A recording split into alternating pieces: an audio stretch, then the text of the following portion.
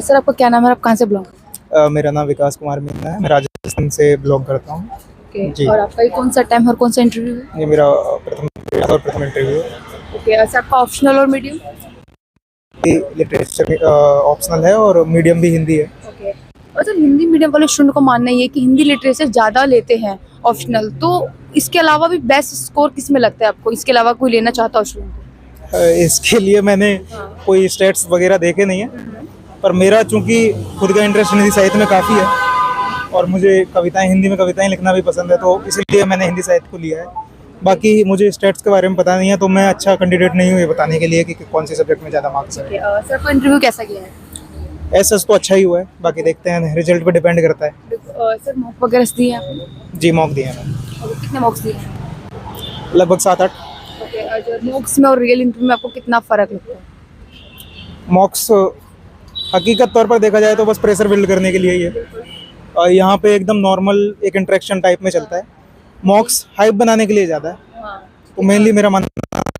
आपने जब रूम में एंटर किया इंटरव्यू रूम में, तो उनका फर्स्ट क्वेश्चन क्या था? फर्स्ट क्वेश्चन मेरी हॉबी से था कि जी आप कविताएं लिखते हैं, और रामधारी सिंह दिनकर जी भी कविताएं लिखते थे, तो वो एक स्ट्रीट पोइट की तरह वो थे, लेकिन उनको राष्ट्रकवि क्यों माना जाता है, ये प्रथम क्वेश्चन था। प्रथम क्वेश्चन का जी ये था। जी। ठीक है, और जब आपने इंटरव्यू में कुछ ऐसे क्वेश्चन पूछे जिसमें आपको सॉरी बोलना पड़ा हो, आई डोंट नो सर, कुछ ऐसे बोलना पड़ा? नहीं, मुझसे एक भी क्वेश्चन ऐसा नहीं था जिसमें मुझे सॉरी बोलना पड़ा। बस उन्होंने एक राइटर का नाम मेरे सामने लिया था, जो उन्होंने कहा था कि आपने इसको पढ़ा है, तो वो मैंने पढ़ा हुआ नहीं था, तो मैंने उनके लिए मना करना पड़ा। आपको कोई ऐसा क्वेश्चन लगा जिसमें आपको लगा कि मैंने एक अच्छा आंसर नहीं दे पाया, आपको ऐसा फील आया, वैसा कोई क्वेश्चन था? मेरे अनुसार तो सारा ही अच्छा हुआ है, बाकी देखते हैं नंबर कितने आते हैं। बिल्कुल सही बात है जी। सर ये बताइए कि इंटरव्यू में जब आपने प्रिपरेशन की, तो डेफ के लिए आपने कैसे प्रिपेयर किया? डेफ के लिए स्पेशली मतलब कैसे डिस्कस किया, फ्रेंड डिस्कस था, क्या था? डेफ के लिए प्रिपेयर क्या करना है, जो तुम हो वो तुमने डेफ में लिखा है, बिल्कुल।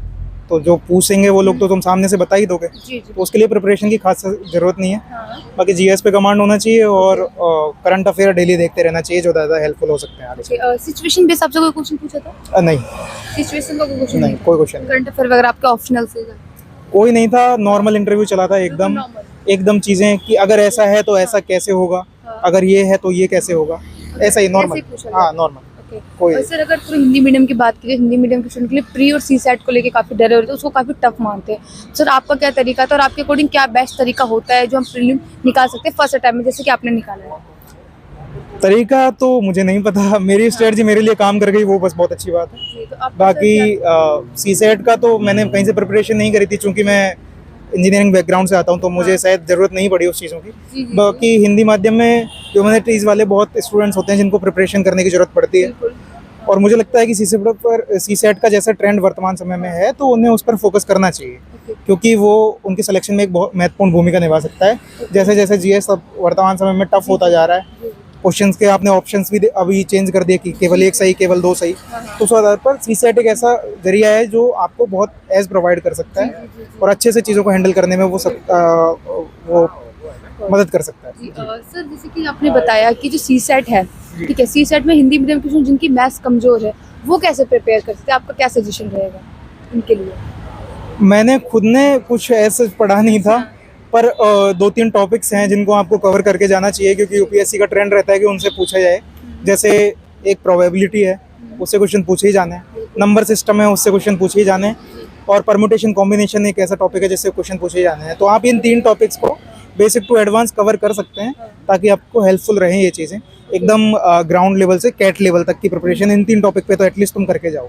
जी। प्रीलिम्स की बुक की बात कीजिए तो एनसीईआरटी का क्या रोल रहता है? एनसीईआरटी बिल्कुल बाकायदा बहुत हेल्पफुल रहती है, और चूंकि मेरे जो कोचिंग नोट्स है उनमें एनसीईआरटी इंक्लूडेड थी, तो मुझे उससे बहुत चीज़ों को समझने में मदद मिली है। जो ग्राउंड लेवल पे प्रिपरेशन करी जाती है, और जिस तरह का तुम्हारा तरीका होना चाहिए चीज़ों को टैकल करने का, आंसर राइटिंग करने का, वो सिर्फ तुम्हें एनसीईआरटी बता सकती है, क्योंकि एनसीईआरटी बहुत अच्छे फॉन्ट्स में और बहुत अच्छे भाषा में लिखी गई होती है, जिससे कि समझने में भी मदद होती है, और साथ ही आमतौर पर एक सोच डेवलप करने के लिए वो हेल्पफुल भी होती है। तो मुझे लगता है एनसीईआरटी बहुत हेल्पफुल है। ओके, करंट अफेयर के लिए बेस्ट रिसोर्सेज क्या लगता है? बेस्ट से बेस्ट द हिंदू मैंने फॉलो किया, तो मुझे अभी तक तो वही लगता है। और साथ ही स्टडी आईक्यू पे प्रशांत तिवारी सर की एक एडिटोरियल चलता है डेली सुबह 7 बजे से लेकर, वो भी हेल्पफुल रहा है साथ में। सर जो न्यूज़ स्टूडेंट होते हैं जब तैयारी करते हैं तो उनको न्यूज़पेपर में समझ नहीं आता क्या पढ़ना होता है और क्या स्किप करना होता है, ये चीज़ कैसे पता लगे? जो आपके जीएस में वो पढ़ो, जो नहीं है वो मत पढ़ो, राजनीति पढ़नी नहीं है छोड़ो, ओके और लोकल न्यूज़ नहीं पढ़नी है उनको भी छोड़ो। तो जो जीएस में है उनको पढ़ो, जो नहीं है उनको छोड़ दो।